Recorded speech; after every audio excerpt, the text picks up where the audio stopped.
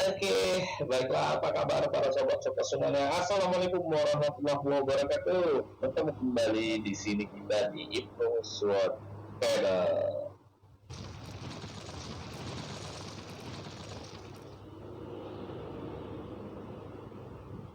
Oke, baiklah ya. Pada kesempatan kali ini ya, saya akan coba untuk memberikan sebuah video pembelajaran ya. Kali ini adalah video pembelajaran dan di mana video pembelajaran yang akan saya sampaikan di sini itu adalah mengenai penjadwalan CPU.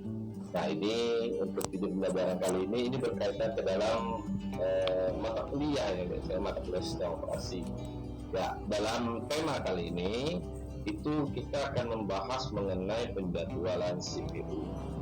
Nah, sebelum saya melanjutkan ke dalam video penjelasan materi di dalam penjelasan penjadwalan CPU, ya bagi teman-teman yang baru bergabung di sini silakan like video kita ya. Jika misalkan yang akan yang menyukainya, ya silakan memberikan komentar di bawah jika misalkan dalam video pembelajaran nanti ada yang ingin kalian tanyakan dan mungkin yang kurang kalian mengerti. Dan jangan lupa ya, satu lagi nih, jangan lupa subscribe-nya. Oke, saya rasa itu dulu. Yuk mari langsung saja kita ke video pembelajarannya. Check it out.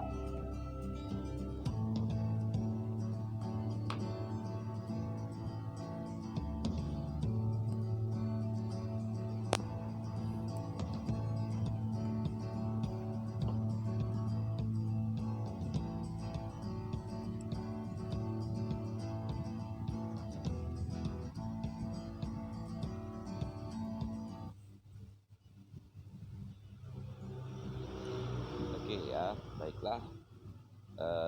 Pada kesempatan kali ini seperti yang sudah saya sampaikan tadi, bahwa untuk pembahasan dalam video pembelajaran kita kali ini kita masuk ke dalam video pembelajaran sistem operasi ya. Sistem operasi dengan tema penjadwalan CPU. Ya, ini akan kita bahas di dalam pembelajaran penjadwalan CPU ini ya. Ya, berbicara tentang penjadwalan CPU ya.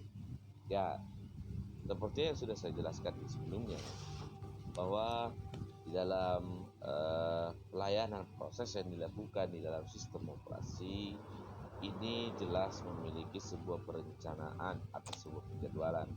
Kenapa? Karena di dalam proses pengelolaan yang dilakukan oleh sistem operasi, di dalam apakah itu dia melayani prosesnya ataupun dia melepaskan proses yang ada dalam sistem komputer kita, maka di sini sistem operasi akan melakukan penjadwalan. Salah satunya juga ada di dalam penjadwalan CPU. Nah, algoritma penjadwalan di dalam sini tadi ini dengan tujuannya adalah untuk memilih ya dari proses-proses yang berada di memori atau ready to execute dan memberikan jatah CPU ke salah satu proses tersebut. Jadi maksudnya adalah dengan ada algoritma penjadwalan yang dilakukan oleh sistem operasi ya terhadap pelayanan prosesnya, ini dengan maksudkan supaya bisa memilih proses mana yang akan dilalui dan akan dilayani terlebih dahulu, sehingga ya bisa memberikan jatah kepada CPU ya untuk melayani proses-proses tersebut, sehingga tidak terjadi rebutan dalam pelayanan proses. Akan dibutuhkan yang namanya penjadwalan CPU. Kapan keputusan untuk algoritma dilakukan tadi? Jika saat suatu proses itu dilakukan switch dari running to waiting, berarti di saat perpindahan proses ya dari status running menuju ke waiting. Dan ada lagi yang kedua, yaitu status running to ready, berarti di saat perpindahan proses dari status running ke ready. Setelah itu ada lagi di saat status proses perpindahan proses dari waiting to ready. Jadi di saat proses itu sedang menunggu ya untuk penyelesaian prosesnya, ini jelas sistem operasi juga akan melakukan yang namanya algoritma penjadwalannya. Nah, Dan yang terakhir dengan proses terminates. Apa itu terminates? Ini adalah penyelesaian proses. Itu ya. Ini keputusan yang dimana algoritma penjadwalan yang akan dilakukan oleh sistem operasi terhadap pelayanan prosesnya di dalam penjadwalan CPU.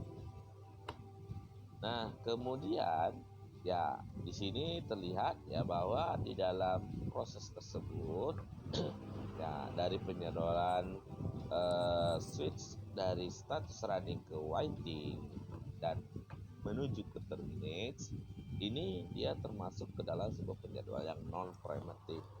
Maksudnya dia tidak akan memprioritaskan apapun di proses yang sedang berjalan. Pertama, ya di sini akan dituntaskan sampai habis sehingga nanti baru dia akan melayani proses kedua dan seterusnya. Nah, yang khususnya untuk nomor tadi proses dari switch ya, switch perpindahan proses dari status running ke ready, dari khususnya status waiting to ready, ini termasuk ke dalam penjadwalannya yang preemptive. Nah, ini seperti yang sudah saya sampaikan tadi ya. Jadi ada yang penjadwalan yang masuk ke dalam preemptive, ada penjadwalan yang masuk ke dalam non preemptive.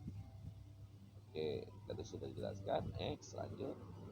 Ya, di dalam penjadwalan CPU, ya ini tadi juga sudah dijelaskan. Ya, ini ya, running to waiting time to terminates, ya ini akan masuk ke dalam yang namanya non preemptive. Dan jika misalkan prosesnya masuk ke dalam running to ready stage, ya menuju waiting to ready stage, maka ini masuk ke dalam yang namanya preemptive. Apa sih tujuan dari penjadwalan? Nah, tujuan dari penjadwalan di sini ya pastinya adalah yang pertama fairness. Maksudnya fairness apa? Supaya di dalam pelayanan proses yang dilakukan ya di dalam CPU ataupun dalam sistem operasi tadi ya ini terdapat pemberlakuan pelayanan yang adil ya untuk semua job atau pekerjaan yang dilakukan dari setiap masing-masing proses sehingga tidak terjadi rebutan ya saat proses tersebut bisa dilayani. Nah, kemudian yang kedua ini memaksimumkan throughput. Apa itu throughput? Throughput di sini adalah sebuah terobosan. Terobosan yang dimana yang dilakukan oleh CPU supaya CPU itu agar tetap terus lebih bekerja dengan maksimal atau ya supaya si CPU itu terlihat memang luar biasa dalam pekerjaannya, dia selalu sibuk ya. Nah, dengan hal seperti ini sehingga dengan ada terjadinya terobosan tersebut ini akan bisa memaksimalkan penggunaan dari prosesor. Nah, ini tujuan dari penjadwalan. Kemudian supaya tidak terjadi yang namanya waktu tunggu yang besar ya. Dengan ada penjadwalan ini adalah memperkecil waktu tunggu atau tidak terjadinya overheat. Ya, kalau sudah terjadi overheat ini sangat berbahaya ya bagi proses-proses yang sedang menunggu ya. Kemudian tujuan yang berikutnya supaya penggunaan resource di dalam sistem operasi kita dan sistem komputernya itu biar seimbang. Nah, jadi supaya tidak terjadi ada yang tidak digunakan, maka dengan adanya penjadwalan ini ya setiap masing-masing resource di dalam sistem komputer kita itu bisa tercover ya dengan penjadwalan sehingga bisa mengetahui penggunaan dan setiap masing-masing resource tersebut. Nah, kemudian tujuan penjadwalan juga tidak terjadi namanya penundaan waktu yang tak terhingga ya. Memang ada proses suspend proses di dalam pelayanan proses, akan tetapi jika misalkan suspend proses tersebut itu tidak terjadi, kapan waktu kembalinya berjalan proses tersebut, ini jelas akan mengganggu nantinya proses-proses yang lain. Kan yang itu dengan ada penjadwalan supaya tidak terjadinya penundaan waktu yang terhingga tadi. Ini tadi ya kan, supaya bisa mendeteksi ya kegiatan yang dilakukan sumber daya atau resource di dalam sistem komputer kita. Maka dengan ada penjadwalan ya ini sangat gampang bagi sistem operasi untuk mendeteksi kira-kira penjadwalan tersebut yang mana yang sedang berlangsung, yang sedang dilakukan ini ya. Tujuan dari yang namanya ya komponen yang terlibat khususnya di dalam penjadwalan CPU ini adalah dispatcher. Ya, apa itu dispatcher? Ya, pasti teman-teman di sana sangat bertanya. Pasti dispatcher itu, maka di sini jelaskan bahwa dispatcher ini merupakan suatu modul ya yang memberikan kontrol CPU kepada proses yang sedang berjalan, yang sedang terjadwal. Itu yang dikatakan dengan yang namanya dispatcher ya. Fungsinya apa? Ini adalah sebagai konteks switching. Nah, maksudnya berarti sebagai konteks untuk melakukan perpindahan proses. Nah, ini yang ada isi dari yang namanya dispatcher ya. Ada yang dimana ada yang dimana di dalam dispatcher ini ya kategori masuk ke dalam dispatcher latency ya. Dispatcher latency di sini waktu yang dibutuhkan untuk menghentikan suatu proses dan menjalankan proses lain. Nah itu ya, jadi kategori yang namanya dispatcher latency. Oke. Nah, ada beberapa kriteria penjadwalan. Jadi dikatakan penjadwalan yang baik dan seperti apa? Ini dia kriteria penjadwalan yang dikatakan dengan ketiganya. Ini pasti salah satunya masuk ke dalam yang namanya tujuan tadi. Ya, yang pastinya ya penjadwalan itu dikatakan penjadwalan baik jika yang pertama adalah fairness ya. Kedua adalah CPU utilization, berarti apa? CPU atau prosesor itu selalu bekerja ya, tidak ada berhenti, ya itulah tugas CPU. Yang ketiga throughput, nih karena dia ini masuk ke dalam CPU utilization ya, maka banyak terobosan yang akan dilakukan. Jadi penjadwalan ya, penjadwalan baik. Yang keempat, memiliki turnaround time yang kecil. Nah, berarti di sini ya di saat ya lama tanggap dari proses itu dilayani, nah ini cepat ya kan, berarti dia tidak memiliki respon time yang cukup lama ya, cukup panjang. Nah, sehingga mendapatkan sebuah rata-rata lama tanggap tadi cukup pendek ya kan. Nah, ini masuk ke dalam kriteria penjadwalan. Oke. Nah, di dalam jangka penjadwalan proses seorang CPU itu ada terdapat yang namanya short term scheduling ya, dan dimana di dalam short term scheduling di sini mengurus masuknya antrian siap ke prosesor serta antrian yang siap ke device peripheral I/O ya, yang nantinya akan mengurus beberapa prioritas proses yang akan dipremesi. Ini akan masuk ke dalam yang namanya penjadwalan prosesor yang short term scheduling. Nah, kemudian yang kedua ada yang namanya medium term scheduling, yang mengurus terhadap proses yang dikeluarkan dari prosesor yang belum rampung. Jadi jika misalkan ada ya sebuah proses yang belum rampung yang dijadwalkan, maka ini akan masuk ke dalam penjadwalan yang short, medium term scheduling. Ya, yang ketiga ada yang long term scheduling. Berarti ini penjadwalan yang memiliki jangka panjang. Mengurus masuknya pekerjaan baru berupa penentuan pekerjaan baru yang mana yang boleh diterima dalam pekerjaan atau tugas ya, dan yang diubah menjadi sebuah proses. Nah, ini akan mengalami waktu yang cukup panjang dalam penjadwalan. Nah itu ya, dia yang mana dalam jangka penjadwalan prosesor. Ya, baiklah ya, selanjutnya ya kita di sini masuk ke algoritma penjadwalan CPU ya. Nah, bagi adik-adik atau teman-teman semuanya di sana ya, untuk algoritma penjadwalan CPU itu ada FGFS ya, kemudian ada SGF shortest job first, kemudian ada round robin, kemudian ada HPRN high similarity ratio ya. Di dalam khususnya untuk shortest job first di sini ada yang namanya shortest job first yang primitive ya, primitive shortest job first. Kemudian juga ada yang namanya non primitive shortest job first, PSJF dan NPSJF. Nah, inilah dia algoritma penjadwalan yang dilakukan oleh sistem operasi kita di dalam pelayanan proses terhadap khususnya penjadwalan CPU. Nah, ini juga diberlakukan untuk pelayanan resource yang lain. Oke. Nah, sekarang kita lihat first come first serve ya, atau FCFS. Ini sebuah algoritma penjadwalan seperti apa yang dilakukan di penjadwalan prosesor ya. Di dalam FCFS di sini ya, dia menggunakan prinsip first in first out ya, FCFS atau FIFO atau first in first out sama saja ya. Nah, di sini dalam algoritma penjadwalan ini menggunakan sebuah prinsip algoritma yang dimana proses yang tiba terlebih dahulu inilah yang akan dieksekusi atau akan dijalankan. Dengan kata lain ya, bahwa di dalam algoritma FCFS di sini itu dia akan memperhatikan arrival time yang terkecil.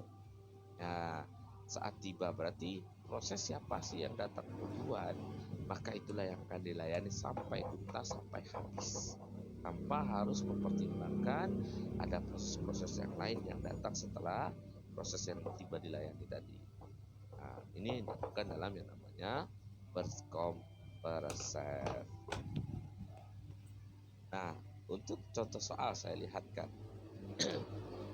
Ya, ini kita perhatikan contoh soalnya ya. Ada 5 buah proses. Berarti intinya di sini kita dalam penjadwalan CPU ya. Ini kita mempelajari tentang bagaimana ya menghitung waktu tunggu, average waiting time serta respon time dalam tanggap mereka. Ini yang akan kita pelajari di dalam algoritma penjadwalan ya. Oke. Ini ada sebuah contoh soal, misalnya seperti ini, 5 buah proses yang datang secara concurrent atau serentak. Dengan kata lain berarti kelima buah proses ini, ya anggap aja proses pertama, kedua, ketiga, keempat, dan kelima, ini semuanya datangnya barengan atau serentak ya, dia sama-sama tiba dua. Nah, di sini kita ilustrasikan nama prosesnya, ada proses A, nama proses B, C, D, dan E. Nah, dan di sini kita diperintahkan untuk menghitung rata-rata waktu tunggu dengan menggunakan algoritma FCFS. Pertanyaannya adalah, apakah bisa? Ya, jawabannya sudah dipastikan ini tidak bisa digunakan. Mengapa? Karena sudah seperti sudah dijelaskan tadi ya, bahwa di dalam algoritma FCFS yang diutamakan adalah siapa yang tiba terlebih dahulu, dialah yang akan dilayani. Kalau contoh soal seperti ini ya dari bisa lihat seperti soal ini, kita tidak bisa memilih dan menghitung rata-rata waktu tunggu. Kenapa? Tidak diketahui rata-rata waktu tunggunya karena mereka datang serentak. Solusinya gimana? Berarti di sini sistem operasi akan memperhatikan adalah ya siapa yang memiliki lama proses terpendek. Maka ini akan menggunakan algoritma penjadwalan shortest job first. Tuh ya. Nah, untuk lebih detailnya ya, soal dari ya ini dia. Ya. Untuk soal FCFS yang tepat. Oke, bisa seperti ini ya. Berarti setiap masing-masing proses A atau proses B, proses C, proses D, dan proses E itu mereka memiliki arrival time yang berbeda ya. Ada 0, ada 1, ada 2, ada 3, dan ada 4. Nah, di sini baru kita bisa menggunakan FCFS. Kalau kita lihat di sini, kita hitunglah, berarti kita urutkan terlebih dahulu. Misalnya di sini ada B ya, B berarti yang datang duluan di 0. Maka B yang akan dieksekusi sampai tuntas ke 30 milisecond. Selanjutnya siapa lagi? Kita lihat di situ E ya kan ya. E arrival time-nya 1. Maka E akan dituntaskan sampai tuntas sampai habis di 12 milisecond sampai habis. Dan seterusnya. Sehingga dapatlah nanti average waiting time-nya. Oke. Nah, untuk lebih jelasnya ya. Pergi kuliah, ai.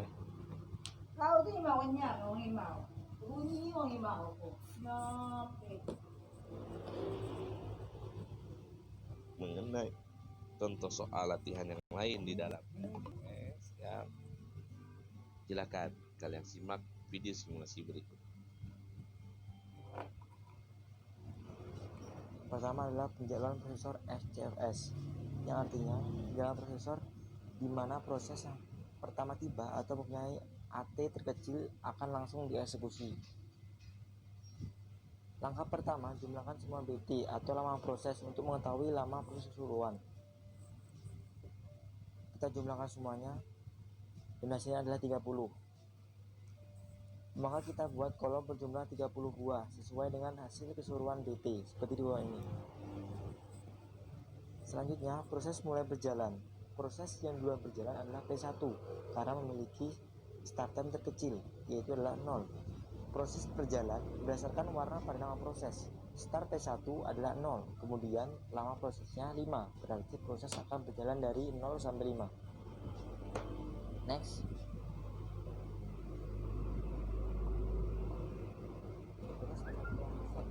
Maka kita dapatkan ST-nya adalah 0 karena dimulai dari 0 dan FT-nya adalah 5 karena berhenti di 5.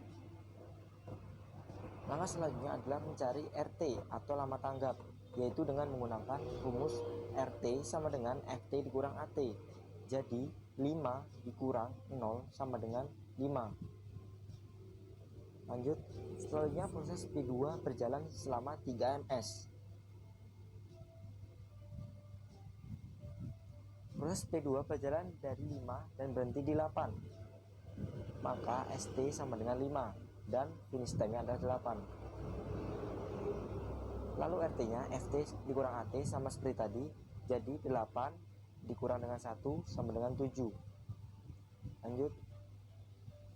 Proses P3 yang berjalan sebanyak 6 ms.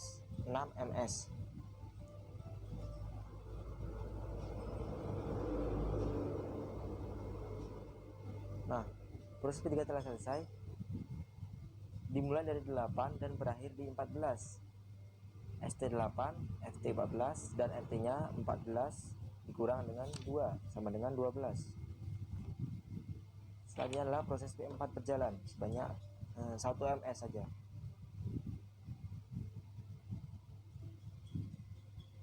Proses P4 dimulai dari 14 dan berakhir di 15. Maka start time-nya 14 dan finish time-nya 15. Sedangkan lama tanggapnya atau RT-nya 15 dikurang dengan 3 sama dengan 12.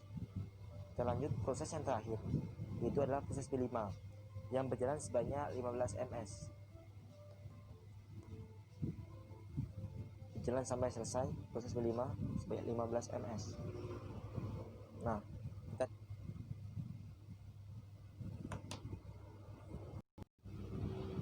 dapatkan ST-nya ada 15 karena mulai dari 15 dan finish time-nya adalah 30 dan karena berhenti di 30. Dan RT-nya adalah 30 dikurang 4 sama dengan 26. Kita sudah menjalankan semua proses sampai selesai. Selanjutnya adalah mencari average waiting time atau TR serta turnover time atau TI. Dengan menggunakan rumus TI sama dengan jumlah semua lama respon time atau RT. Kita jumlahkan semuanya nanti ini, dan untuk cari TR-nya TI dibagi N proses atau banyak proses. Ini ada 5 karena ada P1, P2, P3, P4 dan P5. Nah, ini adalah cara pengerjaannya.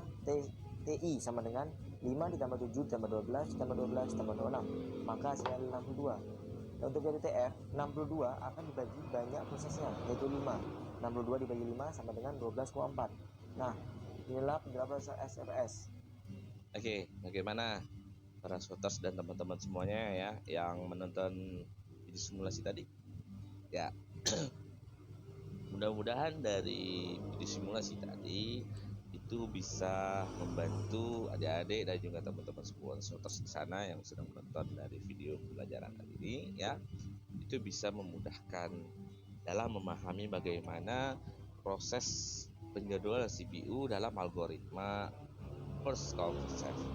Nah, pastinya kita bisa melihat ya dari video pembelajaran dari video simulasi tadi ya, untuk algoritma CFS ya itu pasti memiliki sebuah kelemahan ya.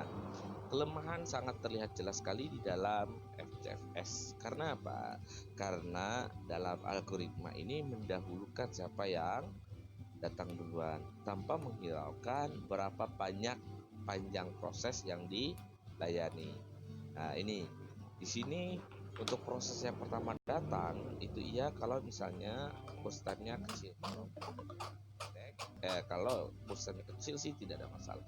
Tapi jika permasalahan jika misalnya burst-nya mengalami panjang waktu tunggu yang panjang sekali ya, sehingga proses-proses yang lainnya itu akan mengantri yang cukup lama. Ini ya, ini akan terjadi yang namanya convoy effect ya. Convoy effect dalam terjadi penumpukan proses ya, akan terjadi penumpukan proses, dan jika terjadi penumpukan proses maka ini akan memiliki waiting time yang cukup panjang dan cukup lama ya, rata-rata waktu tunggunya. Itulah kelemahan dari yang namanya FGFS. Oke, baiklah ya. Selanjutnya kita masuk ke algoritma penjadwalan CPU yang kedua, yaitu shortest job first. Ya, algoritma yang dimana di sini ya, algoritma shortest job first ini dengan prinsipnya berbeda dengan FGFS ya. Prinsip yang dilakukan dalam algoritma SJF shortest job first ini adalah algoritma dengan mengutamakan lama proses yang terpendek atau terkecil itu yang akan didahulukan. Berarti dia memperhatikan burst time-nya ya. Kalau yang FCFS tadi dia memperhatikan arrival time-nya. Nah, kalau yang SGF shortest job memperhatikan burst time-nya. Nah, mana lama prosesnya terpendek yang paling kecil, maka dia yang akan dieksekusi atau dijalankan. Ini dalam shortest job first. Nah, di dalam shortest job first akan ada kelemahan pastinya, sama seperti FCFS ya. Ya, dalam kelemahan algoritma ini yaitu susahnya untuk memprediksi lama proses yang akan dieksekusi selanjutnya. Nah, itu karena apa?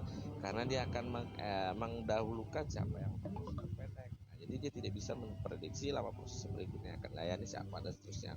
Sehingga nanti di sini ya, proses yang mempunyai burst time yang besar akan memiliki waiting time yang besar.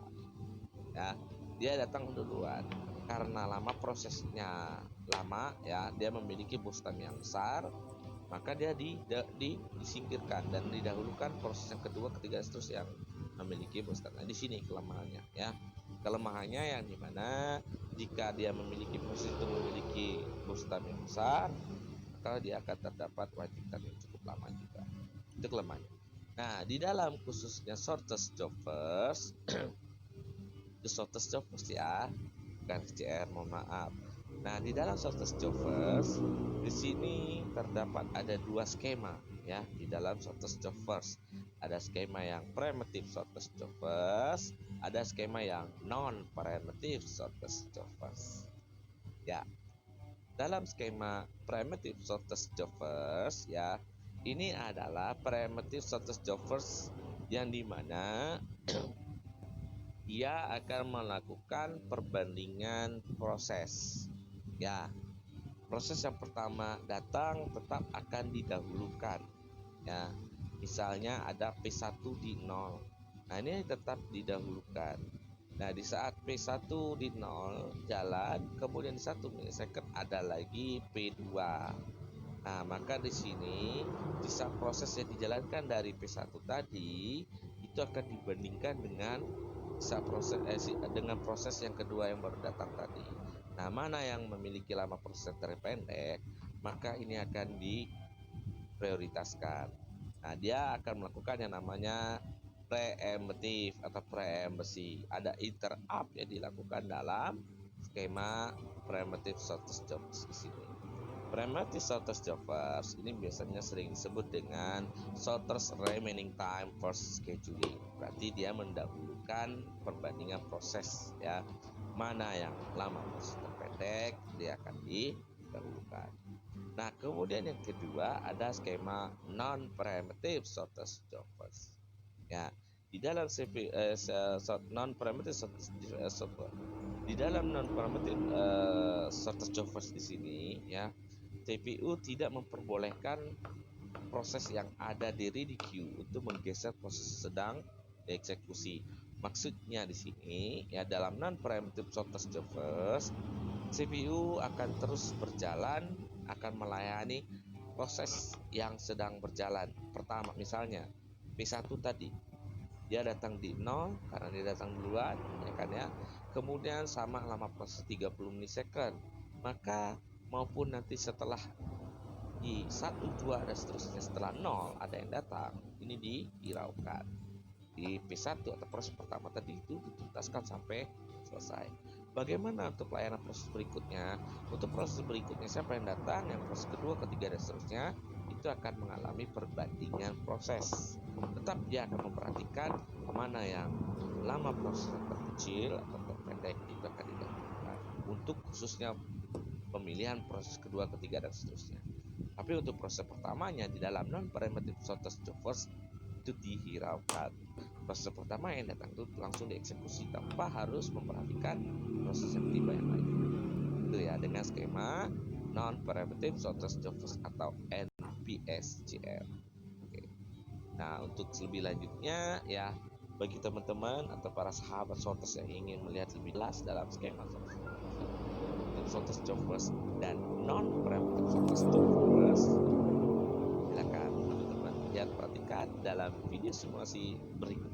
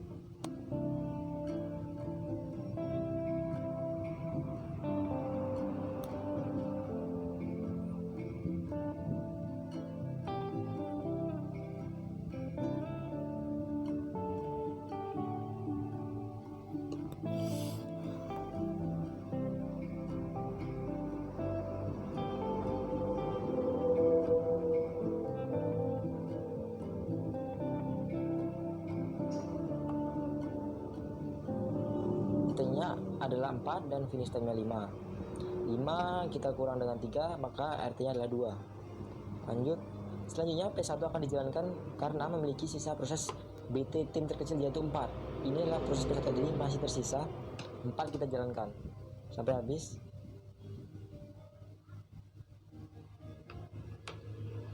Nah, P1 sudah selesai, kemudian kita cari ST dan FT-nya. Ini perlu diperhatikan untuk mencari ST dan FT-nya bukan dari sini, tapi kita dari awal perbandingan tadi, yaitu jumlah dari 0 dan berakhir di 9. Lanjut, nah untuk mencari kemudian kita cari RT-nya, 9 dikurang 0 sama dengan 9. Selesailah proses P1. Kemudian P3 akan dijalankan karena memiliki sisa proses terkecil yaitu 6. Ini P3. kita jalankan sampai habis.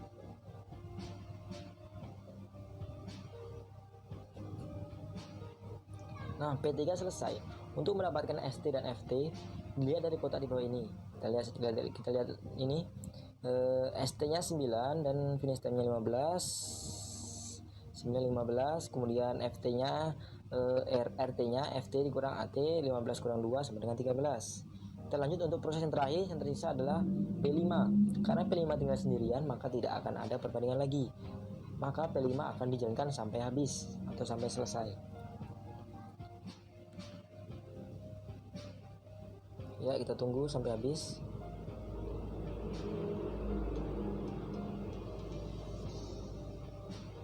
Nah, P5 sudah selesai. Untuk mendapatkan ST-nya sama seperti tadi, dimulai dari 15 dan berhenti di 30. Maka ST-nya 15 dan FT-nya 30. Maka RT sama dengan FT dikurang dengan AT, 30 dikurang 4 sama dengan 26. Lanjut adalah proses yang terakhir adalah mencari TI dan TR. TI atau turnover time dengan cara menjumlahkan semua RT.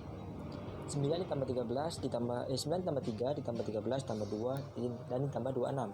Maka hasilnya adalah 53. Kemudian yang terakhir adalah mencari TR atau average time dengan cara TI seperti TI yang kita jumlahkan tadi dibagi dengan jumlah semua proses. Ini ada 5 atau total prosesnya pada P1, P2, P3, P4 dan P5.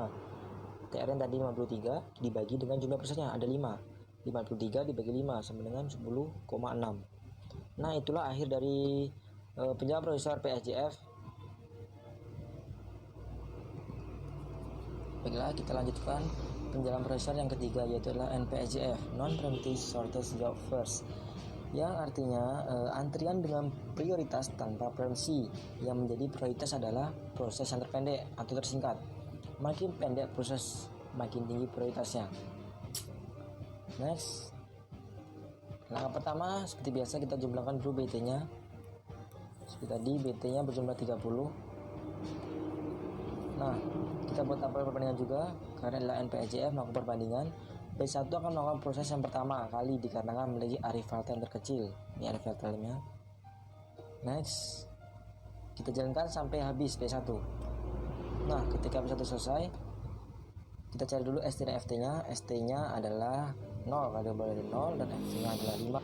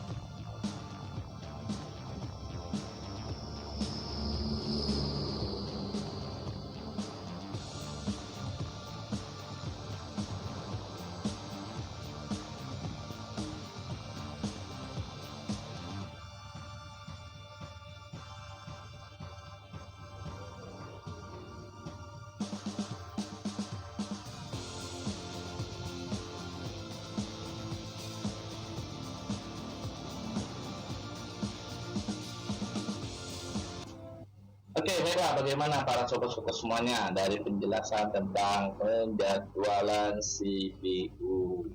Ya, Tadi kita sudah banyak dibahas di dalam menjadwal CPU, ya kan? Ada mengenai kriterianya, kemudian untuk melihat dari jangka penjadwalannya, serta algoritma penjadwalannya. Ya, algoritma penjadwalan dari CPU, ada FCFS, ada primitive shortest job first, non primitive shortest job first, kemudian ada round robin dan HPRN, IGS penalty ratio next. Nah, di kali video ini itu kita baru batas pembahasan dalam algoritma penjadwalan FCFS, kemudian primitive shortest job first dan juga non primitive shortest job first. Di next video saya akan menjelaskan dan melanjutkan kembali dari pembahasan penjadwalan CPU di dalam algoritma penjadwalan round robin dan IGS penalty ratio next. Oke, baiklah. Ya, sebelum saya undur diri, jika misalkan video tadi ya sudah saya jelaskan tadi di dalam pembahasan menjadwal CPU bermanfaat untuk kalian ya dan bisa dipahami, silakan di like dalam video ini dan jangan lupa kalau misalkan memang ada ya kalian tidak dipahami ya atau dari sisi perhitungan, average dan seterusnya, silakan ya di menit keberapa nanti silakan tinggalkan di kolom komentar. Dan jangan lupa untuk jangan sampai ketinggalan untuk di next videonya ya.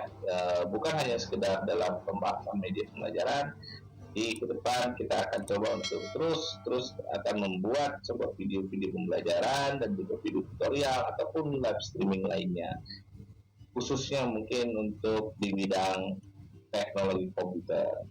Saya undur diri, saya Ibu Sani Wijaya. Ya, jangan lupa ya dipantau terus, dimonitor terus, kita akan update terus untuk videonya. Ya, saya undur diri. Assalamualaikum warahmatullahi wabarakatuh. Sampai bertemu kembali di next video di IGNU Sword Channel.